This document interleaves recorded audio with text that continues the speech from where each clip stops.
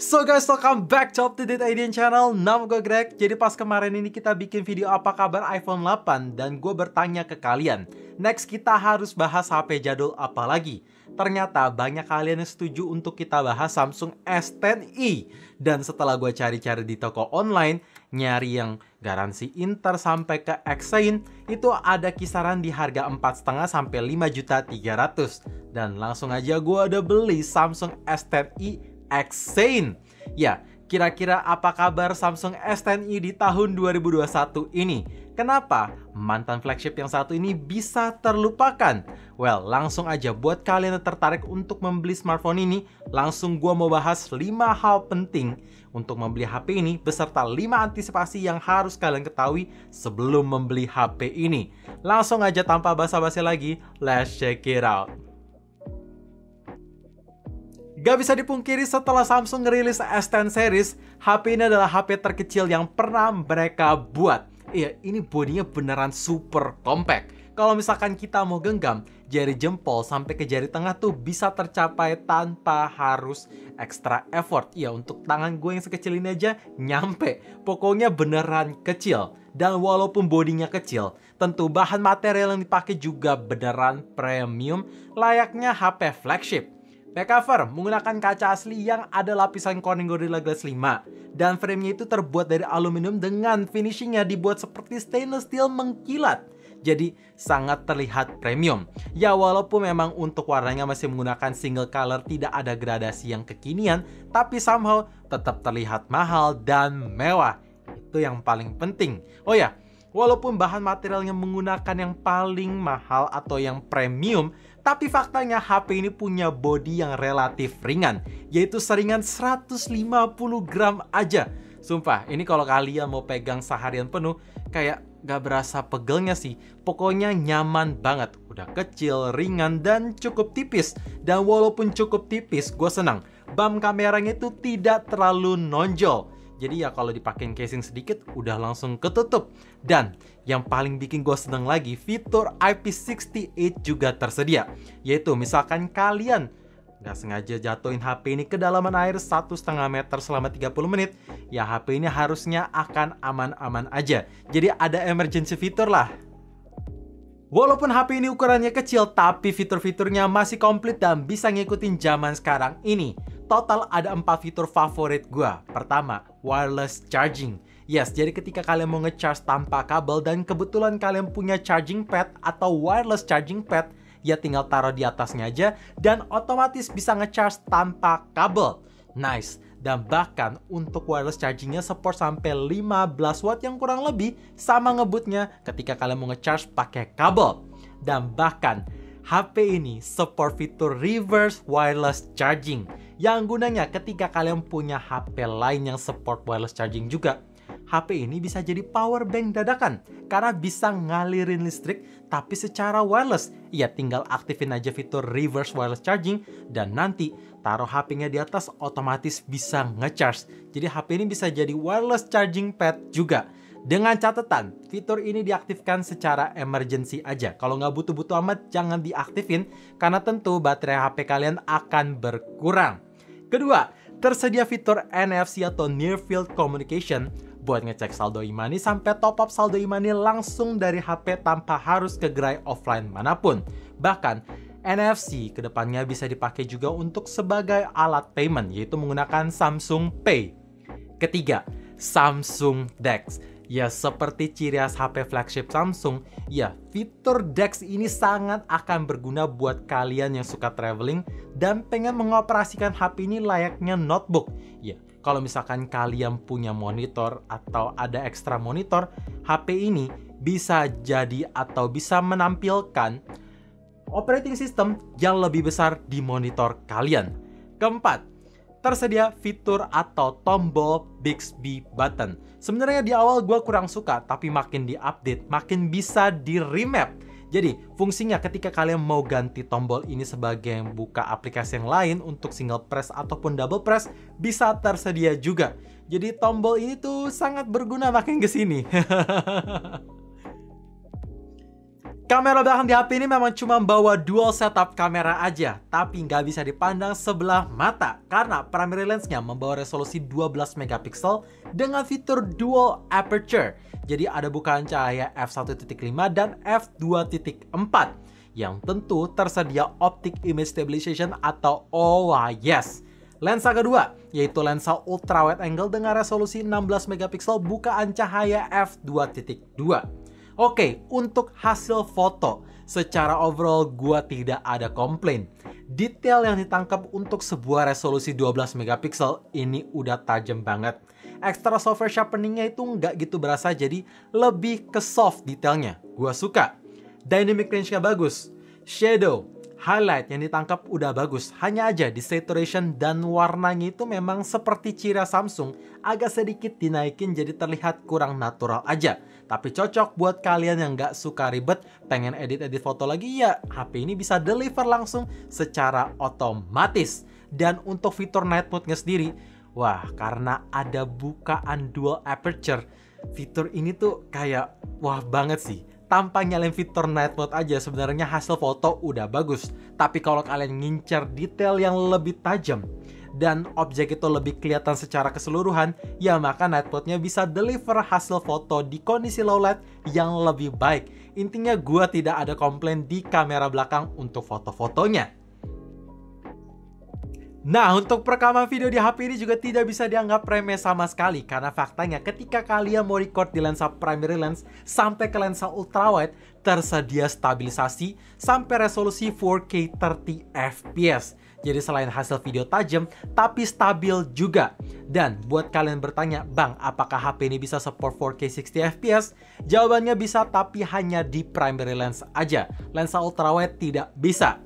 Dan ngomongin video ketika kalian mau record di kamera belakang, HP ini tuh bisa switching lens secara langsung tanpa harus stop record. Dan perpindahan lensanya menurut gua seamless atau cukup mulus karena starternya ada sedikit aja. Dan untuk perekaman video di kamera depan juga support EIS yang support sampai 4K 60 fps. Jadi selain hasil videonya mulus tapi tajam juga. Depan belakang men, udah tidak ada komplain lagi. Bahkan fitur AI Portrait Bokeh Mode atau kalian mau hasilkan video ala-ala kamera DSLR di mana background bisa ngeblur, ya bisa, HP ini support. Dan untuk perekaman video slow mo 960 fps juga tersedia. Walaupun durasinya masih terbatas, tapi at least masih bisa kepake lah. Lagi-lagi walaupun HP ini punya ukuran yang kecil, tapi untuk speakernya sudah menggunakan sistem stereo speaker. Jadi ada 2 speaker dalam satu HP ini. Posisi pertama ada di bagian earpiece dan satu lagi ada di bagian bawah kanan yang tentu menghadap ke bawah. Memang suara yang dihasilkan di bagian earpiece itu terdengar lebih kecil ketimbang di bagian bawah, tapi overall kualitas suara yang dihasilkan menurut gue nyaris balance. Hanya aja bass kurang berasa. Tapi kalau kalian ngincer bass yang lebih berasa dan suara kedalamannya itu lebih dalam atau depth-nya itu lebih berasa, nyalain aja fitur Dolby Atmos. Jadi make sure kalian pasang earphone ataupun headset. Langsung gue pasang live test di volume 100% tanpa fitur Dolby-nya nyala dulu.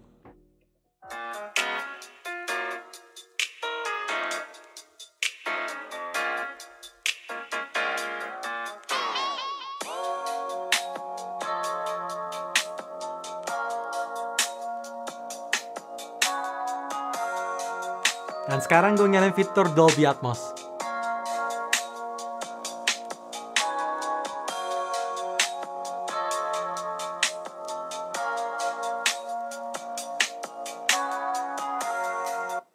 Ya, kayak gitu. Gimana menurut kalian? Tinggal komen di bawah. Oh ya, satu fitur kecil lagi kenapa menurut gue bisa menjadi alasan penting untuk membeli HP ini, yaitu tersedianya port jack 3.5 cuy. Jadi HP ini atau S10 series lineup adalah HP seri S terakhir yang bisa nyediain port jack 3.5 tanpa adapter tambahan. Nice. Dari tadi gue bilang HP ini tuh kecil, mungil, dan compact. Emang ukurannya sekecil apa sih? Well, HP ini punya ukuran layar sekecil 5,8 inch aja dengan desain menggunakan Infinity O display. Ya memang notch-nya masih agak besar, tapi overall bezelnya itu udah cukup tipis jadi kekinian. Untuk kualitas layar, walaupun HP ini keluar 2 tahun yang lalu, tapi panelnya sudah menggunakan Dynamic AMOLED yang support HDR10+. Jadi warna yang dihasilkan sudah vivid, vibrant, dan saturation warnanya bisa lebih punchy seperti ciri khas Samsung. Kalau untuk ketajaman layar ya memang standar di resolusi Full HD Plus aja. Tapi karena ukuran layar HP ini kecil, jadi otomatis kerapatan pikselnya itu bisa lebih rapat, serapat 439 pixel per inch. Oh ya, untuk ketahanan layar sudah ada Corning Gorilla Glass 5. Dan ngomongin soal screen protector, untuk dapetin atau beli screen protector yang pas itu memang agak susah di HP ini. Karena ujung kiri kanannya itu ada sedikit lengkungan. Jadi make sure jangan beli tempered glass, beli aja hydrogel biar lebih awet aja. So guys, itu dia 5 kelebihan yang bisa menjadi faktor paling penting untuk membeli Samsung S10e di tahun 2021. Dan sekarang gue mau bahas juga 5 hal yang harus kalian tahu atau 5 hal yang mungkin bisa menjadi antisipasi kalian sebelum membeli smartphone yang satu ini. Karena tidak ada smartphone yang sempurna, make sure kalian nonton sampai habis supaya tahu kekurangannya. Untuk performa di HP ini mengandalkan chipset besutan mereka sendiri yaitu Exynos 9820 dengan sistem fabrikasi 7 nanometer. Jadi bukan Snapdragon 855 kayak versi di China maupun USA. Ya, sayang banget sih, tapi mau gimana lagi. Lanjut, untuk Antutu nggak bisa hit di angka 495 ribuan yang sangat tinggi. Tapi untuk performance in real life-nya, apakah masih reliable untuk dipakai di tahun ini? Well, gue udah ngetes pakai game Genshin Impact. Settingan default bisa dapet di medium plus 30 fps. Tapi begitu gue coba mainin, wah kayak kurang ke-optimize. Gak playable aja, sering patah-patah, frame drop, pokoknya kurang mulus. Dan begitu gue coba pindah settingan ke high plus 60 fps dengan harapan bisa dapat fps yang lebih tinggi, ternyata frame dropnya makin parah. Nge-lag banget, pokoknya tidak playable. Jadi untuk game Genshin Impact masih belum di-optimize. Begitu gue coba game kedua yaitu PUBG, nah ini performanya bagus nih. Bisa dapat setting grafik di HDR dengan frame rate mentok di ekstrim dengan konsistensi FPS yang cukup bagus. Angka FPS-nya bisa dapat di 56 sampai 60 FPS dan bahkan gyroscope-nya pun lancar. Cuman kalau ditanya, "Bang, apakah HP ini cepat panas?" Iya, jawabannya cepat panas. Dan untuk suhu tertinggi ketika gue main game Genshin Impact menggunakan full cellular data, itu bisa di 44 derajat. Jadi make sure mainnya dikoneksi wifi dan pakein casing aja biar lama menghantarkan panasnya. Dengan bodi kecil seperti ini, otomatis baterai ini taruh pun gak bisa besar-besar amat, yaitu cuma 3100 mAh aja. Yang ketika gue pakai dengan pemakaian intens untuk push rank Mobile Legends, nonton YouTube dan scrolling Instagram sebentar menggunakan full cellular data, screen on time-nya cuma hit di angka 3 jam 25 menit aja. Memang agak sebentar banget sih, tapi begitu gue coba pindah di mode wifi plus penggunaan yang lebih santai social media tanpa gaming sama sekali, ya screen on time tertinggi mentok di 5 jaman aja. Memang kalau ditanya, "Bang, apakah HP ini cocok untuk jadi primary device?" Agak susah merekomendasikannya kecuali kalian siap bawa powerbank kemana-mana ataupun bawa charger. Oh ya, ngomongin charger, HP ini belum support di 25 watt super fast charging, masih regular 15 watt fast charging aja. Jadi untuk nge-charge kapasitas baterai 3100 mAh makan waktu 1 jam 17 menit yang lumayan takes time sih. Buat kalian yang udah pernah nyoba HP mid-range dengan teknologi kekinian yaitu refresh rate tinggi, well, kalau mau beli HP ini harus bersiap adanya downgrade, yaitu refresh rate-nya belum menggunakan 120Hz atau bahkan 90Hz, masih di regular 60Hz aja. Jadi apapun yang kalian sentuh dan lihat, ya berasa kurang mulus. Tapi ingat, ini kekurangan buat beberapa orang aja yang udah pernah coba refresh rate tinggi. Kalau misalkan belum pernah coba refresh rate tinggi kekinian, ya nggak akan big problem sih. Di bagian expansion HP ini bisa bikin banyak orang untuk mikir 2 kali sebelum membeli HP yang satu ini. Karena slotnya cuma tersedia 2 aja. Yang terdiri dari satu dedicated slot SIM dan satu lagi slot hybrid. Yang bikin kalian harus milih mau pakai 2 nomor dalam satu HP atau mau pakai 1 nomor plus upgrade memori menggunakan microSD sampai 512 GB. Jadi ya mesti milih. Oh ya, buat kalian yang bertanya, "Bang, apakah HP ini udah support 5G? Jawabannya belum. Dan buat kalian yang mungkin bertanya, apakah 5G bisa diupdate? Jawabannya nggak bisa karena chipset HP ini belum capable 5G ready. Di bagian fingerprint HP ini tuh ada dua kekurangan yang harus kalian antisipasi. Pertama, teknologi fingerprintnya masih menggunakan konvensional, belum menggunakan fingerprint under display kayak S10 series lainnya, yaitu S10 dan S10 Plus. Jadi, ya posisinya ini ada di bagian kanan atas.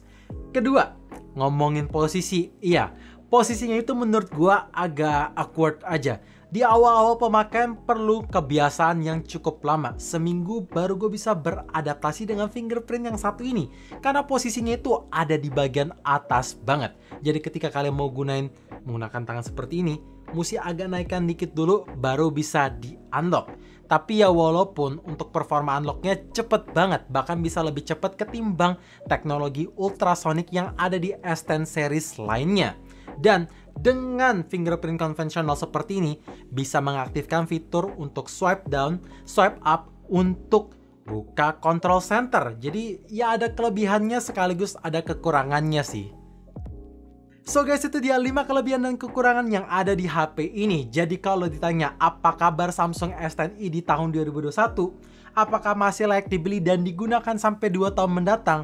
Well, kalau misalkan kalian tidak mengincar performa yang terlalu ngebut, cuma pengen fitur-fitur komplit, kamera bagus, dan yang paling penting body compact, jelas HP ini layak banget. Apalagi harganya udah turun jauh, 50% ada kali. Dan kalau ditanya, Bang, prediksi HP ini bisa dapat software update sampai Android berapa?